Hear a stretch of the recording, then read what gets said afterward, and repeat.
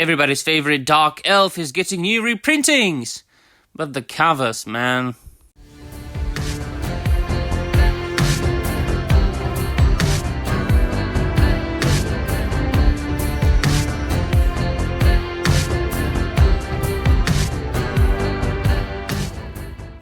Wes, hi everybody, and welcome to yet another video. Let us talk some Dark Elves, my dear friends, shall we? Welcome to European Law, my dear friends. Please do look at the screen.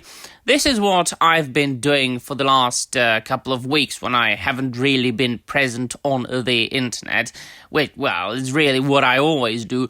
Revisiting good old books that I love, and there is 100% certainty that I will re-enjoy them again. So I've been rereading The Legend of Drizzt by R.A. Salvatore. And before I get to the matter of hand, which is the new editions that are going to be released at the end of this month, with new covers and new designs, which I do not enjoy, and I will get to that later, I have to say one thing. I've been really reminded of how I feel about the world and about people in general. That, of course, we have to say that people don't really change. That if you read, for example, the Canterbury Tales by Geoffrey Chaucer, people are pretty much the same bastards as they are nowadays. But it seems to me that lately it has become even more extreme. So if you've read The Legend of Drizzt, especially then, the initial books, no, not the latest ones, which I have not delved into, but I've heard that they are trying to retcon the Drow and present them to the modern audience. If you know more about like the latest books from the last year or two, let me know in the comments down below, because I refuse to get into that if what I have heard is true. So if you've read the stories, you know that the race of the Drow, the Dark Elves of the Underdark from the Forgotten Realms series, elves from Menzoberranzan are really a race of vicious bastards. People who are doing anything in their life to just promote their own status in their society, to get higher and higher and higher up in their society. Murder, deception, intrigues. This is nothing unseen. This is nothing that would be considered to be wrong in their society. There is only one rule, really, or the most important rule is don't get caught. If you don't get caught, it's all right. You're even applauded by the ruling families of Menzoberranzan. And so there's nobody really with any empathy, nobody with love for others, nobody that would be doing good deeds for, his own people, except when they can get something out of it for themselves. And there are, of course, two exceptions, because it would be a strange thing to write and read a book without a hero. So there is Drizzt the Urden, the exception from the rule, and of course Zaknafein, his father. And I will not get into that any deeper, because I'm sure that not all of you have read this series, and I don't want to spoil it for you because it's really good. And if you're looking for a very good fantasy series, that which you can see on the screen is for you. Now, we are getting finally to what I originally wanted to talk about, and that is these editions that you can see on the screen, the 25th anniversary editions, as well as the small ones, which are like the original paperbacks. You can't get them anymore, because I've been rereading this and I thought to myself, I would like to get some hardcovers, some nice hardbacks, because they're obviously quite different from my reading copies, which I take with me, different places, and they get worn out very quickly. I wore out my original paperbacks like really quickly, and I acquired the 25th anniversary editions, and they will be used very soon too. But hardcovers, hardbacks, collector's editions, like deluxe editions that you can put on your shelves and look beautifully, you've got them. And I also, always like to get like 2 of each book that I love, of course, that I enjoy, just for these purposes. And I found out that I can't get any. There isn't any. However, there's going to be a book or new editions coming out, and there are these. So they are going to republish the Legend of Drizzt in new paperback editions. And I have to say that while it is good because those people who haven't read the series can get it, of course, given that nothing on the inside is changed, right? No editing, no censorship, none of this bullcrap that we have been observing for the last couple of years. If it concerns just the covers, it's okay. Get it and read it.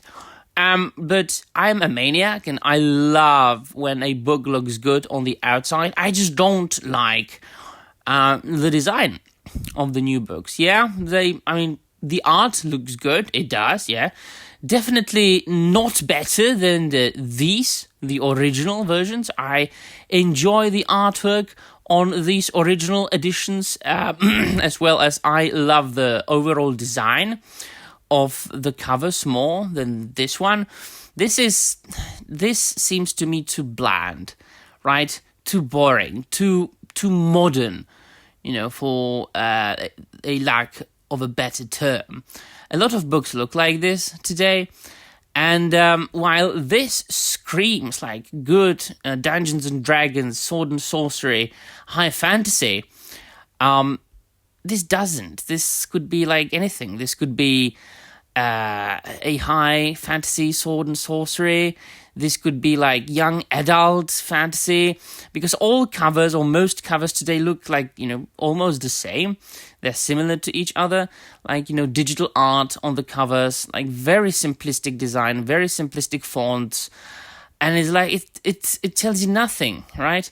But this, look at that. I mean, you see the covers, and even if you've never heard about Drizzt Do'Urden, about the Forgotten Realms, or about Dungeons of Dragons, for that matter, which I don't know, I can't imagine somebody hasn't heard of it, you go, oh, this looks cool, man, I'd like to check that out. So, yeah, this is what my issue with most of like the modern reprintings of old fantasy and science fiction is that the covers, they look boring, and they absolutely do not help the book as far as, people who have never read them going to a bookshop and telling themselves, this looks good, I'd like to check that out. Because I don't know if you remember, but I still do it, going to a bookshop and just browse, just browse. Either a new bookshop or, secondhand bookshops, just going and look at books. And people say, don't judge a book by its cover, but we do. we do that. We go to bookshops and we look at books, we look at covers, and we say, this looks interesting. I better check it out. So we look at the little excerpt at the back. We look at the little annotation there, and if we like the summary, if we like the summary at the back of the book, we might get it. If we find it boring or not intriguing, we don't. But the first thing really that you see is, and well, actually, it's not the cover itself, right? It's the side of the book. But then we pull it out and we look at the cover. So, I don't know. This, and also the fact that it's going to be paperbacks again. And, I mean, paperbacks are good, excellent for reading copies. I've got hundreds and hundreds of paperbacks at home of different books. But I also have hundreds of hardbacks. And very often it happens that if it's a series or a book that I absolutely love and adore, I've got 2 of each. I've got a reading copy, then I've got a copy for my collection. So I would very much like a nice, decent, hardback, bound books of the Drizzt Do'Urden series for my collection that I can put next to all my other favorite fantasy books. Right, so let me know in the comments down below a couple of things, my dear friends. Do you like The Legend of Drizzt? Have you ever read it? And if so, what do you think, for example, about the fact that the 12 Twitter psychos, as I like to call them, the psychopaths on the internet who are always crying for more female representation in literature and film, what do you think about the fact that, already when the Drizzt Do'Urden came out, when the Homeland, the first book came out, we already had an extremely matriarchal society where men were basically Untermensch and were bullied every day in the stories of Drizzt Do'Urden, where they had their matrons of those different individual ruling houses in Menzoberranzan, and then you had the men, among which, of course, there were a couple that were honored and that were respected even by the females, such as Zaknafein, Drizzt's father. But, we had a lot of progressive and ideas and concepts in fantasy and science fiction back then.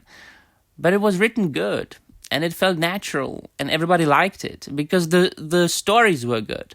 They were written good, and we are excited to go and read or reread them.